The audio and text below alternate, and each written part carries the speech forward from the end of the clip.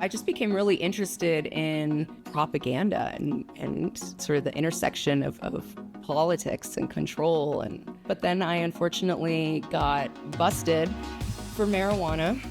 Yeah. And had several law enforcement interactions during that time, including an attempted raid on my home from a SWAT team. Welcome to Practical Politics, the podcast that takes you inside the room where decisions actually happen.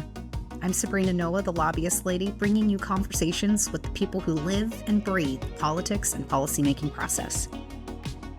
Coming to you from a special live recording at the University of Denver College of Law at the International Cannabis Bar Association meeting. I'm here today with Sabrina Fendrick, author of Token Female, also founder of the Normal Women's Alliance, longtime advocate and friend. I'm so excited to have you here today. Thank you for joining. How has your day been so far? It's been great. It's a little hot today, but... Yeah, Denver's a beautiful place to live. It is. How long have you been here now? 3.5 years. Wow. I think. Yeah. We moved in COVID times, so... So Sabrina, tell us a little bit about yourself. How'd you grow up and how did you come to be the author of Token Female? Well, I had a very interesting childhood. I grew up the daughter of 2 diplomats overseas. So I spent a lot of time in Europe and South Africa and the Caribbean, Barbados, Hawaii, which is kind of another country. Yeah. And New York City? And New York City and DC, Darlington. Wow. How many languages do you speak? I used to be fluent in French, and now I am only fluent in English.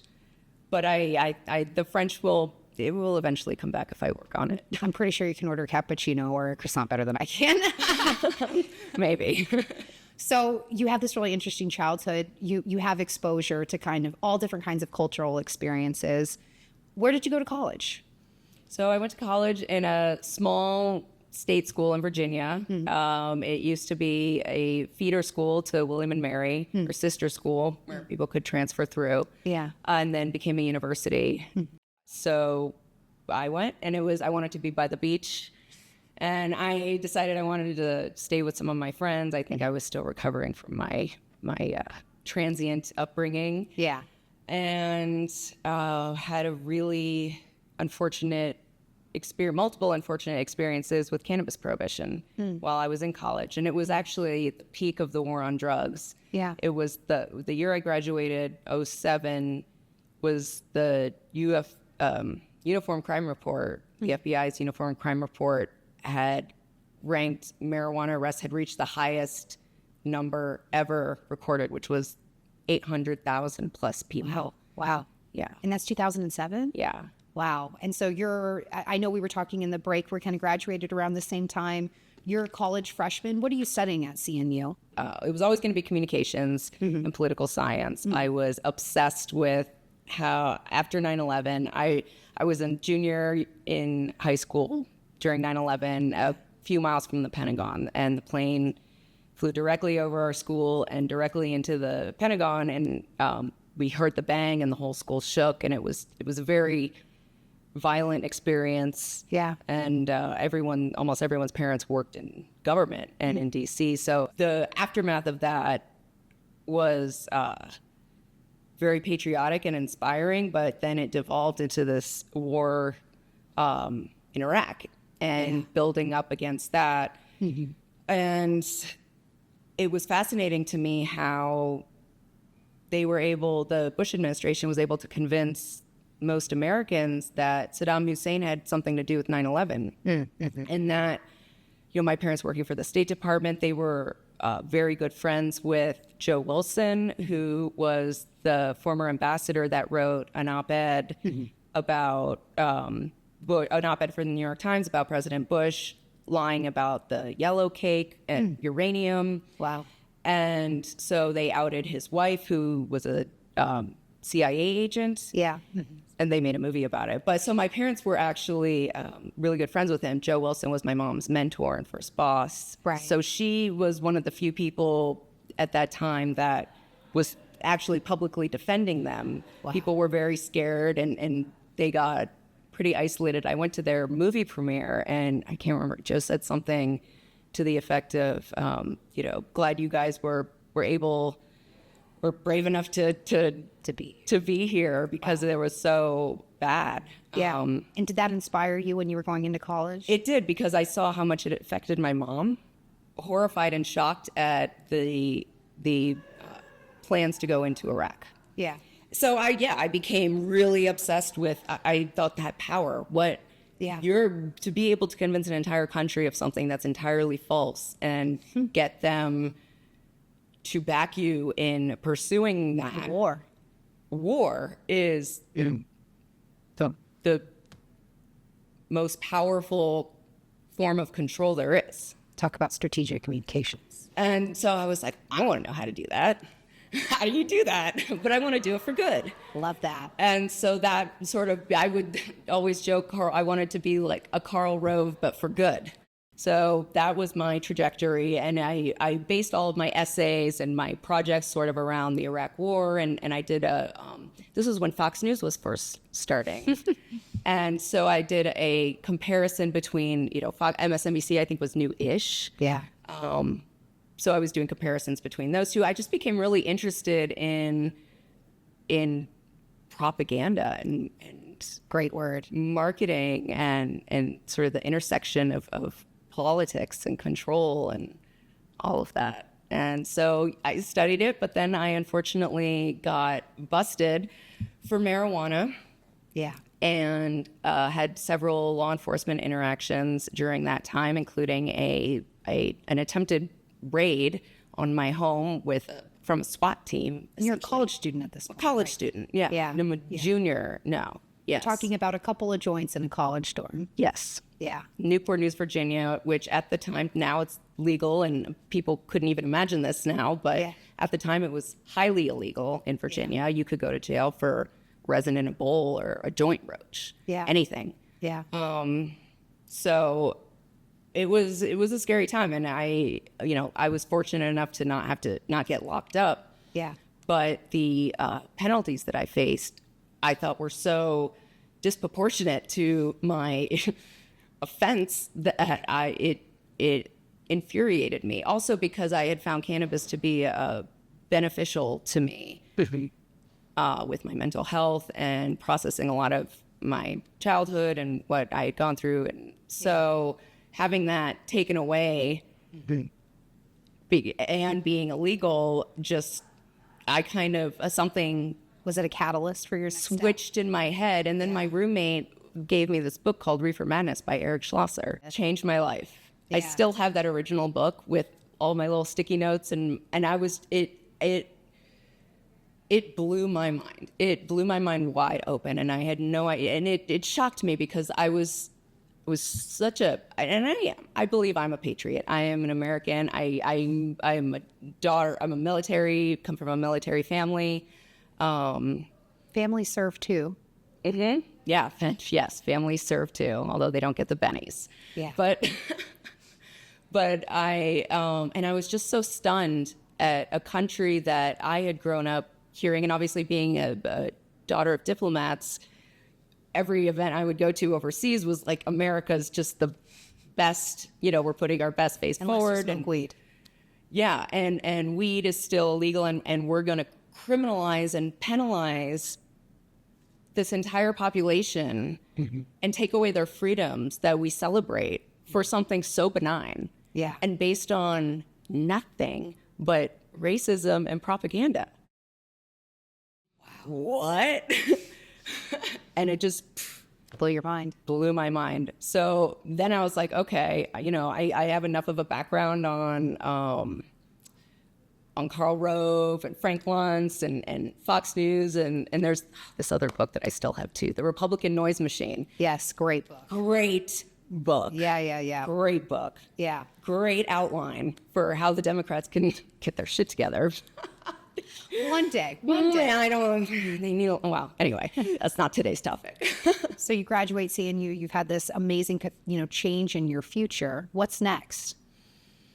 I wrote my senior thesis on Reefer Madness propaganda, and I wanted to work as a professional marijuana legalizer. Wow. But I never thought that was actually possible. That's like, they probably have these amazing lawyers, and it's some huge firm, and who am I to get it hired by them? And I cited a lot of their sources online, and so it seemed like a huge movement, like a big organization. And then one day I was scrolling on Craigslist, looking for a job, and I was looking at nonprofits because I wanted to work for a nonprofit. That was sort of I think I was going to go into environmental issues. Yeah. If it hadn't been for cannabis. Or I was thinking about moving to Atlanta for work with my entertainment lawyer cousin. But Big difference. Yeah, big difference. But I think it would have been with a weed slant. But I found this listing and I submitted my application. I had worked as a temp at the Leukemia and Lymphoma Society in Hampton Roads, and so I submitted it, and they called me back in for an interview, and it wasn't even for the job I applied for. They made a new position, the executive assistant. So, Sabrina, you just joined the National Organization for the Reform of Marijuana Laws. You're freshly out of college. Take us through some of those early activism days. Oh, well, those days were very interesting. So when I first started, it was May of 2008, and President Bush was still president. And if anybody from that time remembers, John Walters was the drug czar. And the drug czar was always probably still is. I know I've been on a break for a while, but there was zero tolerance for cannabis legalization or reform of any kind back then. So it was very clear that this entire movement had been beaten down by decades almost, the 80s, the 90s, the 80s, the war on drugs, the post, all that, the crime bill. They were sort of in this monotonous motion of answering these really traumatic phone calls from victims that had been arrested on marijuana charges, or people who had lost their jobs or children, or right. So when there had been a few successes, California had obviously passed medical marijuana in 1996, and there had been a couple successes since then. By the time I became November 2008, so it was Obama was in the primaries. Obama and Hillary were battling it out. Yeah. And Obama famously said, at that point, I think we should rethink and decriminalize, was his official position. Which is pretty monumental at the time. Yeah, it was huge. So we had all these ads and quotes from him. And and then there was that famous picture of him smoking a cigarette, but it looks like a joint. Yeah. Maybe it is a joint. Who knows? So that was monumental. Yeah. And was very exciting. And then Michigan and Massachusetts both passed reforms in the fall of 2008 alongside Obama getting elected. Right. So this stagnant organization and the stagnant movement just suddenly burst onto the scene. Lit on fire. It felt like it lit on fire, but it really didn't until, I would say, after Michael Phelps and after the first DOJ memo. Yeah. Was when it really lit on fire. But that was the first flame. That was the first spark. Yeah. And the phone calls started picking up. Yeah. And more people wanted to start chapters. It wasn't just people. I mean, there were always people calling and wanting to start chapters, but it was becoming, my list that I was keeping was getting longer and longer. My sticky note piles. So at this point, you're the executive assistant at Normal, and you're managing their chapters. You're utilizing social media in your communications. Right. I started their Facebook page. They didn't have a Facebook page. It's crazy. The first Facebook page from Normal's Facebook page. Well, they had only opened it up to college students or to non-college students a year or two earlier, maybe. Right. So, I mean, I had grown up with it. I was a sophomore when it came out. And I was always so enthusiastic about it. I thought this was going to be a game changer. Yeah. This is going to change everything that we know about how we communicate and how we mobilize. Yeah. And so I built their Facebook page because there was no money to do any marketing. And this was the only way that we would be able to reach more people outside of the existing list. And how was your education when you're talking about propaganda and studying the history of Karl Rove's memos? How would that propaganda, how did those tools or those skills come out in NORML? Those skills manifested more through my work with the Normal Women's Alliance. You're the founder of Normal Women's Alliance. Can you tell us about how you founded that? So I founded that in 2010. In the fall of 2009, I was still executive assistant, and I came across an article in Marie Claire called Stiletto Stoners. Oh, and very cool. It was about women. They were all anonymous back then, of course, but professional women in New York City who enjoyed smoking a joint instead of drinking. Yeah. You're connecting the fact that you saw the intersection of using the propaganda that had been to fight the drug war, right? You're using those same tactics to now fight back against it. Using social media, using your experience. Right. That's pretty cool. And you saw this magazine article. I see the stoners and stilettos as a momentum point that we look to of normalized media talking about cannabis people with respect for the first time. Yeah. It was about desensitizing and normalizing. Normalizing. Absolutely. And through my research, so once I wrote a blog about it, the blog went viral, and all these women were like, yeah. And I was like, oh, wait, that's not a thing. Because I was brand new to NORML. I was 23 years old. I didn't know what was what. I had just been in college in Southern Virginia. So everybody started responding about how exciting this is. And then a friend of mine said, you have to do something with this momentum because it's getting, more views and more shares and posts, comments than, almost any other NORML blog. Yeah. Which is, and NORML was, still getting quite a bit of, traffic. Yeah.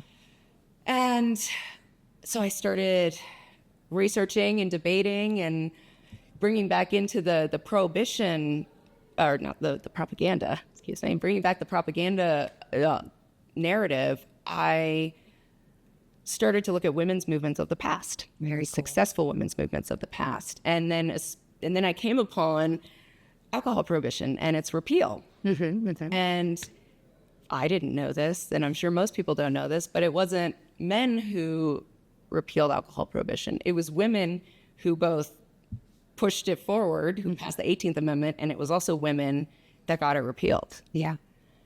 And so I started looking at what they did. So we've done this before. I don't need to reinvent the wheel. And what messagings did they use? And getting together and communicating those messaging. Yep. And how did she manage to mobilize 1 million women without Facebook? Without Facebook behind her. Yeah, exactly. Very cool. So I started using a lot of that imagery, a lot of and there's ones that people would recognize. These sort of describe a couple of your favorites. School. There's one where there's this mother standing with her 2 children, and at the top it says, "Their security demands you vote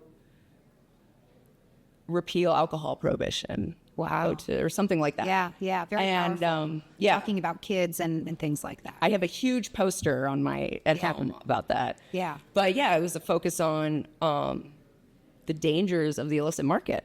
Yeah. And it was a focus on how much worse the alcohol problem got when they made it illegal. Yeah. From prior to their prohibition. And then it hurts people, families. It hurts families. I mean, the reason they were saying they wanted that prohibition initially was because their husbands were out getting drunk and all of this and that, but they weren't dying of bathtub gin. Yeah. And there weren't limits on kids or who could go in or out, or sounds very similar to cannabis prohibition. It's literally, you just replace the word alcohol with cannabis and you have your campaign. Yeah. So you're the president of Normal Women's Alliance, and you're doing the same thing again. You're getting women together online for the first time and using it to share information on how to change this. Talk us through some of those days. So I started the Normal Women's Alliance Facebook page alongside Normal's Facebook page. It was always interesting to look at their statistics. In comparison? Yeah. Yeah.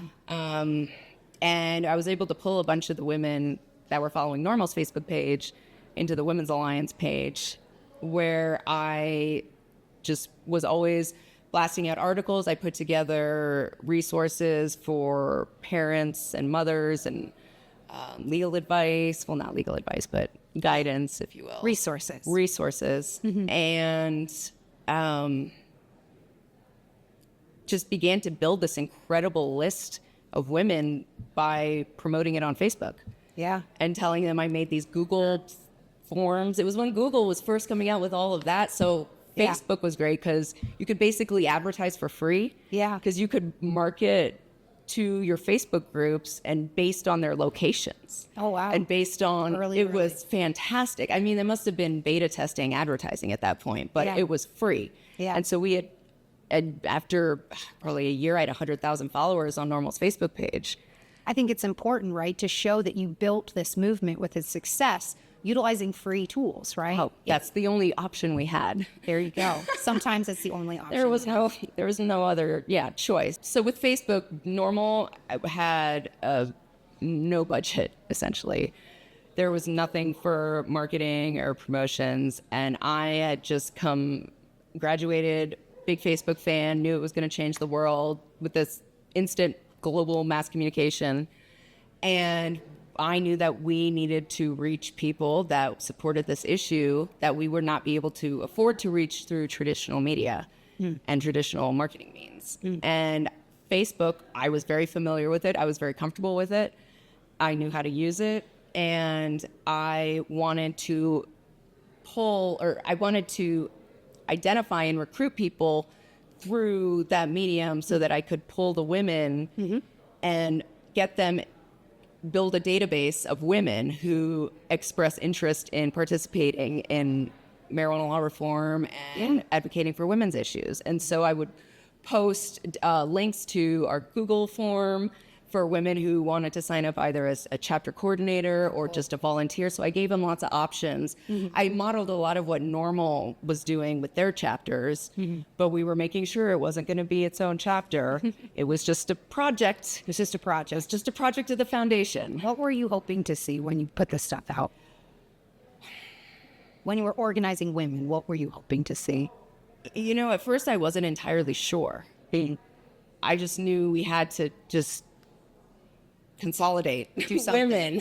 There had to be a platform and women had to be speaking. There were, one of the big lessons I learned from college, the medium is the message. You can't have these, old white dudes and hippies talking about parenting problems and talking about, child custody. It just is not an effective, politically effective. It's not authentic. Medium. It's definitely not authentic.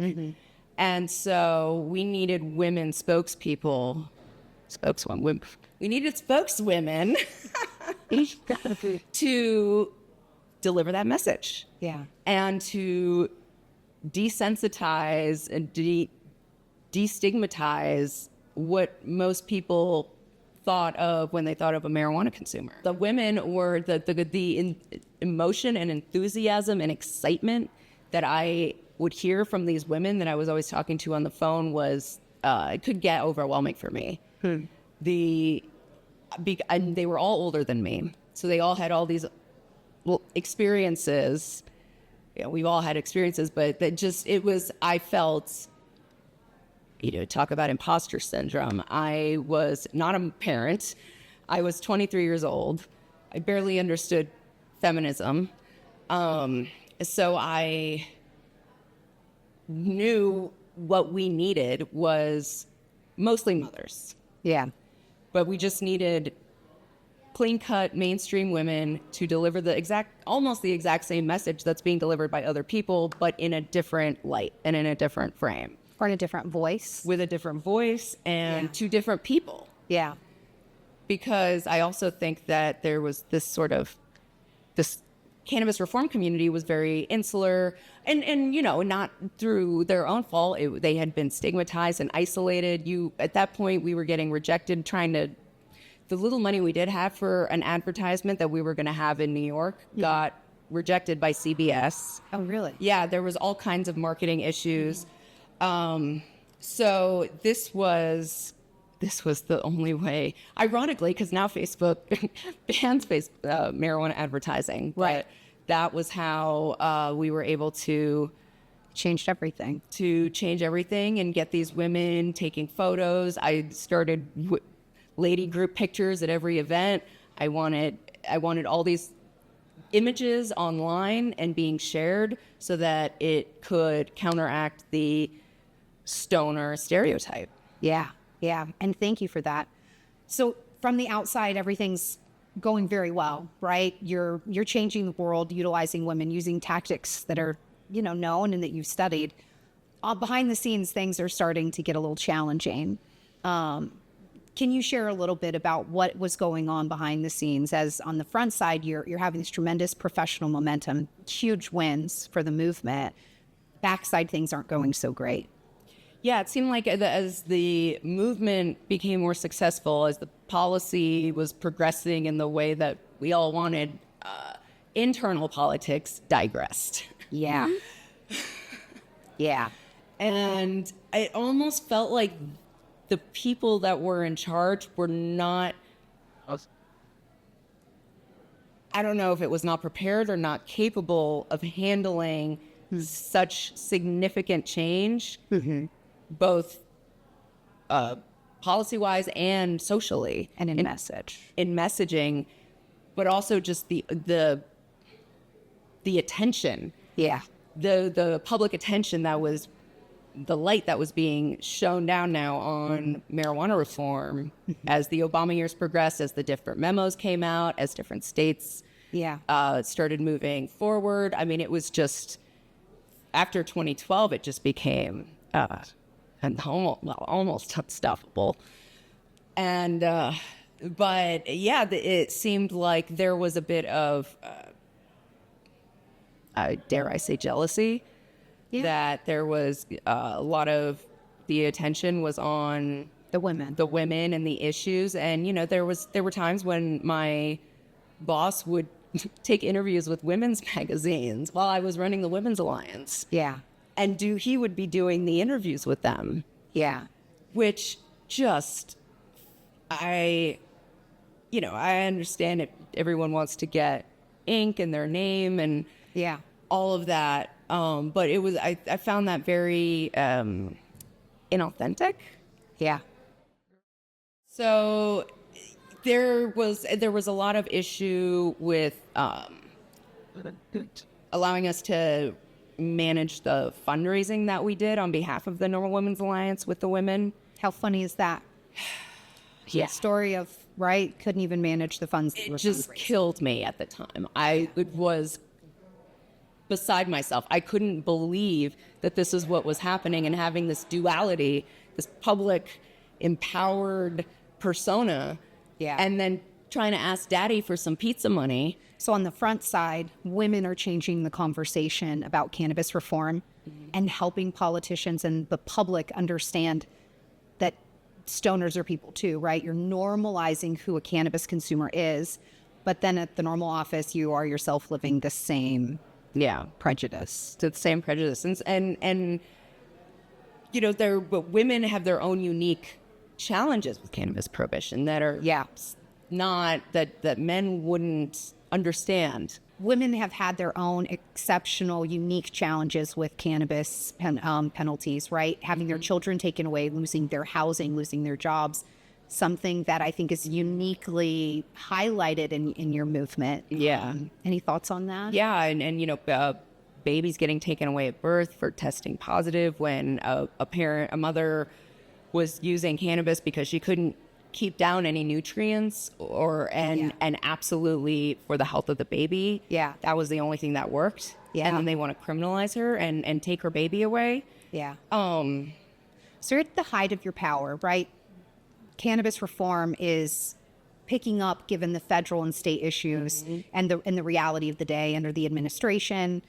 NWA is incredibly successful, and you choose to step away and Not that we didn't appreciate your help in California, because we really needed it. We needed that professional communications and coalition builder. But what influenced your decision to kind of leave the movement that you founded at its highest power? So I left the Normal Women's Alliance a year before I left Normal.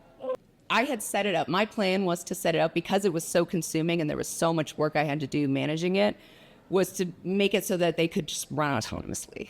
Yeah. And do their thing. Yeah. And didn't really need me always, interjecting or doing something, automatic calendar updates. I would have trainings. So I felt like it was on a good... You ran the ship for NWA. Yeah. And there was a fight amongst the board about other issues, and the Normal Women's Alliance, which was the only real successful project that had come out of Normal in decades. Yeah.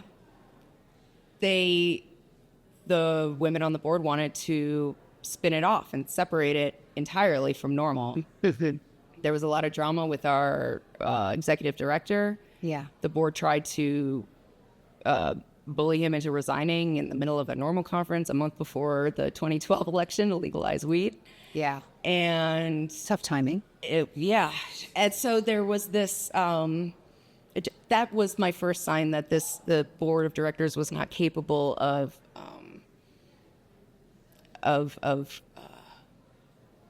ushering in this new era that we were starting to enter. At least in that space. And I felt like I stepped away from the Women's Alliance because when they spun off, they wouldn't put me on the board. I wanted to be on the board of directors. You founded it.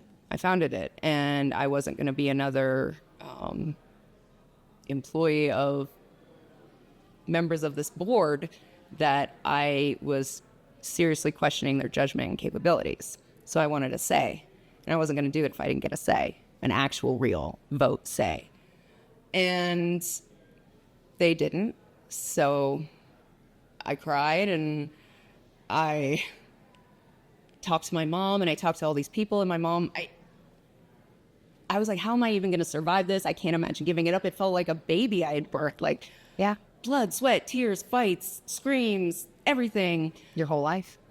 My whole identity at that point. I mean, I was 27 or something, but still at that age. It's a lot. It's a lot. That's everything that I knew. And my mom was like, look, you don't have to do that. You can just step away.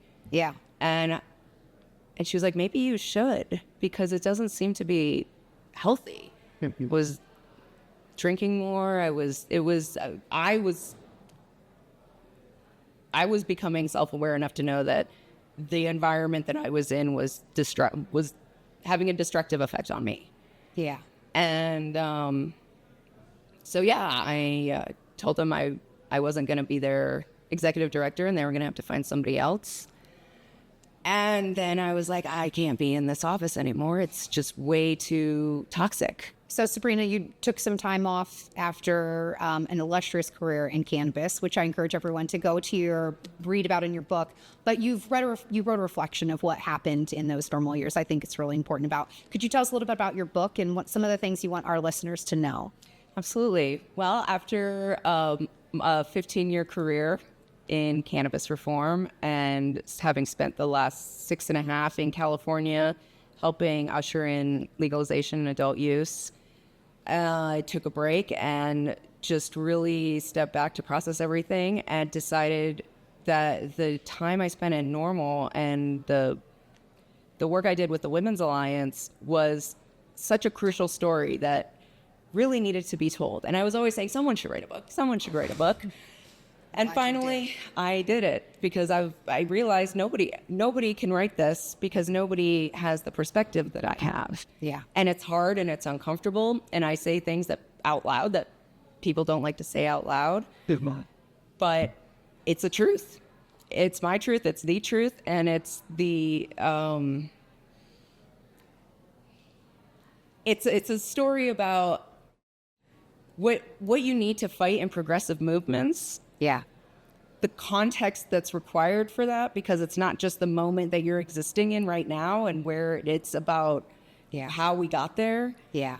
And then it's also about the intersectional challenges, the sexism, the gender disparities. So you're fighting prohibition. You're not just fighting prohibition as a woman in cannabis. You're fighting prohibition, and you're fighting on the outside. You're fighting sexism on the inside. And so you're doing these dual wars. Some of them you have alliances for. When you're trying to lead,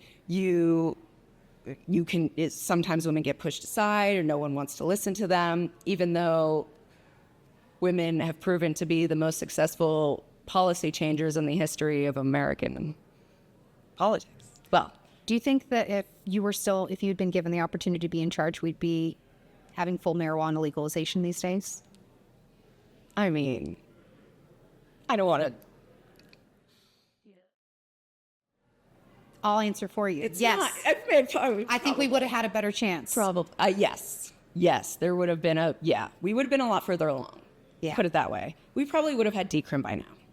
If we could have focused more on working together in getting legalization accomplished and less on fighting ourselves for who's going to get the credit for it. Oh, God. Yeah. I mean, that's what I realized in all of this. The ego is the killer. We seem to spend a lot of time, as we're coming to the end of our conversation here, we've spent every cannabis conversation I have, we start with our origin story. And what I love about your book is that you focus on the women, and there are so many wonderful women in this book that are highlighted, that are still here and still active. Yeah. And I don't think those women, other than your book, have ever gotten credit because they don't care. Exactly. Right? They care about the decriminalization. They care about the accessibility. They care about patients. They care about their kids. Absolutely. And that's not so much. It's also why I wanted to give them all credit and articulate as best I could. I obviously wasn't in their shoes, but the work that they did, and hearing from some of these women today since I've written the book, telling me that it was meeting me and bringing them into the Women's Alliance that kickstarted their entire activist career. Gave us Pennsylvania and with that Teresa Nightingale, right? You have so many people. Well, we're so thankful for your work at the NWA, and we're glad that you're back on the other side of this book. We can't wait to see what you're doing next. We know that you've got a few things in the pipeline. I'm going to be keeping my eyes close on Facebook and following up, and we look forward to kind of seeing. You're having a book tour, right? You're doing some book announcements. Can people find out more information on Facebook? Yeah, it coming up in a couple of weeks. There'll be a book tour. In certain select places, we're hoping to do maybe consumption lounge book tours. That would be very cool. If anyone's interested in booking one of those, you can reach out to me. Yes, and thanks to Dan for being producer extraordinaire and dealing with this. Thank you so much. All right, rock on, dude. Great. Thank you. I actually bought mine, so you can take this one back. I have one at home. Thank you for joining me today on Practical Politics. If you enjoyed this conversation, be sure to like and subscribe. I'm Sabrina, your lobbyist lady, reminding you that every policy has a person behind it. Thanks for listening.